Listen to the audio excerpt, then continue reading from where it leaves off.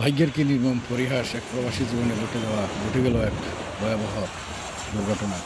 উন্নত জীবনের আশায় নিয়ে কুয়েতে যাওয়া ফেনীর পরশুরামের এক প্রবাসীর দেশে ফেরার পরেই হজরত শাহজালাল আন্তর্জাতিক বিমান থেকে হৃদরোগ আক্রান্ত হয়ে মৃত্যুবরণ হয়েছে। বৈধ কাগজপত্র না থাকার কারণে আটক হয়ে কারাভোগ শেষে দেশে ফেরার পথে ঢাকা আন্তর্জাতিক বিমানবন্দর হৃদরোগ যন্ত্রের ক্রিয়া বন্ধ হয়ে তার মৃত্যু হয়। নিহতের পরিচয় জানা গেছে, নিহত নুরুল ইসলাম সাগর, বয়স ৩৫, ফেনীর পরশুরাম উপজেলার সিতলিয়া ইউনিয়নের দক্ষিণ শালদার গ্রামের মোহাম্মদ শাহজাহান মিয়ার ছেলে। তিনি স্ত্রী ও ২ সন্তান রেখে গেছেন দুনিয়াতে।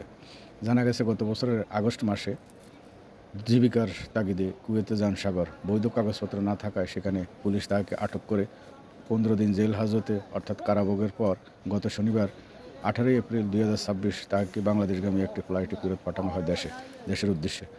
শনিবার দিবাগত রাত ১টার দিকে ঢাকা হজরত শাহজালাল আন্তর্জাতিক বিমানবন্দরে নামার পর হঠাৎ তার বুকে ব্যথা শুরু হয়। পরে বিমানবন্দর পুলিশ তাকে কুর্মিটোলা জেনারেল হাসপাতালে নিয়ে গেলে রাত আনুমানিক ২টা বা সোয়া ২টার দিকে তিনি ইন্তেকাল। আল্লাহ এই ভাইটিকে জান্নাতুল ফেরদৌস নসিব করুক।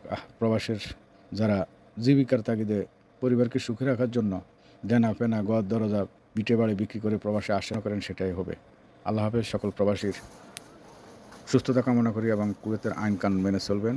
বৈধ হয়ে গেলে দেশে চলে যাবেন, অবৈধভাবে এখানে থাকবেন না। থাকলে জেল হাজত খাটতে হবে। খাটার পরে দেশে কবে যাবেন তার কোনো নিশ্চয়তা নেই। আরও মানসিক যন্ত্রণা আরও বেড়ে যেতে পারে। আল্লাহ সবাইকে হেফাজত রাখুক। আমিন।